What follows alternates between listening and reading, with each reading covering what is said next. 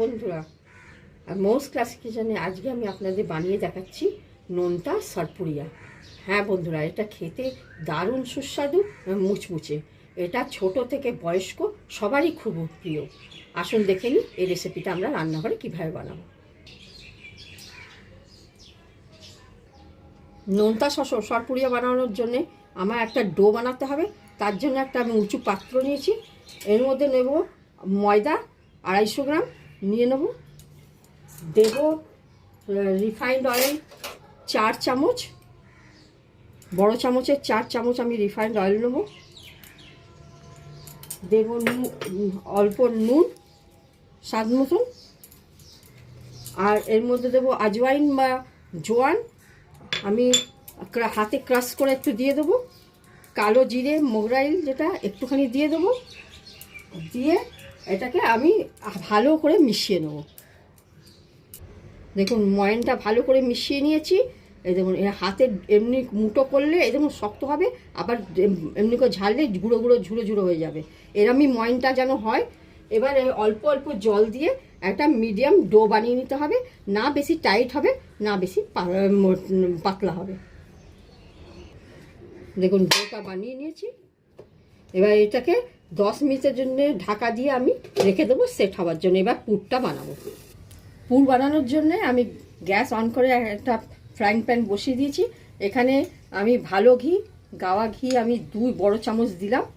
দিয়ে এই সুজি আমি 200 গ্রাম এর মধ্যে দিয়ে দিলাম। এটাকে কিছুক্ষণ নাড়বো, নেড়ে একটু ভাজা ভাজা হবে। দেখুন সুজিটা ভাজা ভাজা একটু হয়ে গেছে, হালকা ব্রাউন কালার এসে গেছে। এর মধ্যে দিয়ে দেবো 200 গ্রাম গ্রেটেড খোয়া ক্ষীর, এর সঙ্গে মিশিয়ে দেবো। দিয়ে এটাকে একটুখানি এর সঙ্গে নাড়বো। দেখুন এটা ভাজা ভাজা মতন হয়ে গেছে একটু। এবার এর মধ্যে আমি সিমুই, ভাজা সিমুই এর মধ্যে 100 গ্রাম মিশিয়ে দিলাম। মিশিয়ে এটাকেও একটু নেড়ে দেবো সঙ্গে। দেখুন মিক্স করে একটু ভাজা ভাজা হয়ে গেছে। এর মধ্যে আমি দেবো চিনি, 150 গ্রাম মতন চিনি এর মধ্যে দিয়ে দেবো। আর দেবো কিশমিশ এর সঙ্গে মিশিয়ে ভালো করে মেশাবো। পুরটা কিছুক্ষণ হবে। দেখুন ভালোভাবে মিক্স হয়ে গেছে। এর মধ্যে হাফ গ্লাস টাইপের একটু দুধ দিয়ে এটাকে ভালো করে মিক্স করে নেব। দেখুন পুরটা হয়ে গেছে। এবার এর মধ্যে আমি এলাচ গুঁড়ো ছড়িয়ে আমি এটা গ্যাস বন্ধ করে এটা ঠান্ডা করতে দেবো। ঢাকা খুলে দেখুন ডোটাকে একটু একটু আমি আর একবার নেড়ে নেবো। করে নিয়ে আবার লুচির মতন ছোট ছোট নেচি বানিয়ে নেব এরম সাইজের। এই দেখুন একটা একটা নেচি এমনি করে নিয়ে একটু হালকা তেল রিফাইন্ড অয়েলে বুলিয়ে এটাকে আমি লুচির মতো একটু লম্বা লম্বা বেলে নেব। এরম করে বেলে নেব। এই দেখুন দুটো এরম ছাঁচ নিয়েছি। এবার এর মধ্যে আমি একটু রিফাইন্ড অয়েল বুলিয়ে নিচ্ছি। এখানে এই লুচির মতন বেলেছি, এটাকে এর মধ্যে বসিয়ে দেবো।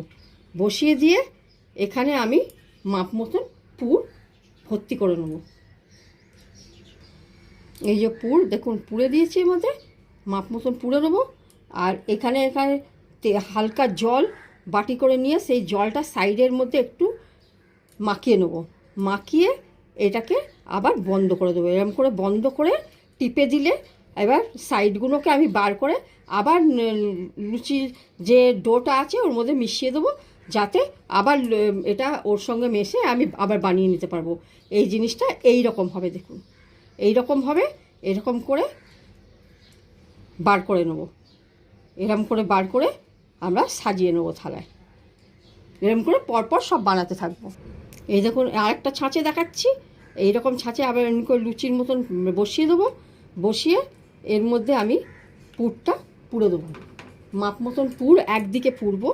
একদিকে পুড়ে আমি এরপরে সাইডে একটুখানি জল লাগিয়ে আমি আবার এটাকে বন্ধ করে দেবো।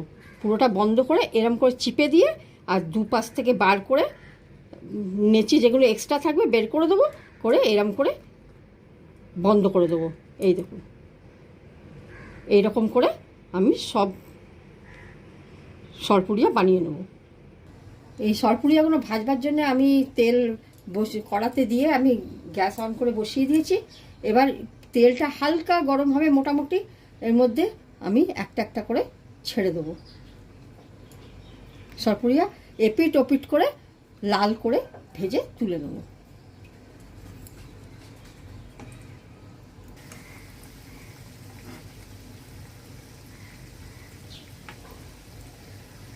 এই দেখুন মিডিয়াম লাল লাল ভেজে আমি এমনি করে ছেঁকে তুলে নেব।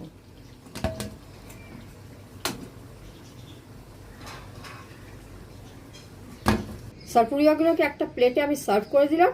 আর ভীষণই মুচমুচে ভালো খেতে হয়েছে। এটাকে আমি দেখতে খুব সুন্দর, এটা কেটে আমি দেখাচ্ছি আপনাকে। এই দেখুন মুচমুচে, ভাঙতে ভীষণই অসুবিধে। এই দেখুন পুরো ভেতর অবধি পুরো পুর ভরা আছে। এটাকে আপনারা বাড়িতে বানান, এটাকে আপনি টিফিনে নিয়ে যেতে পারবেন, গেস্ট আসলে গরম গরম সার্ভ করতে পারবেন, আর চা কফির সঙ্গে বিকেলবেলা খেতে পারবেন। আর তো আর এটাকে আপনি এয়ারটাইট কৌটোয় যদি রেখে দেন 4-5 দিন অবধি এরমই মুচমুচে আর ভালো থাকবে, আর খেতে পারবেন, কোনো রকম খারাপ হবে না। ধন্যবাদ।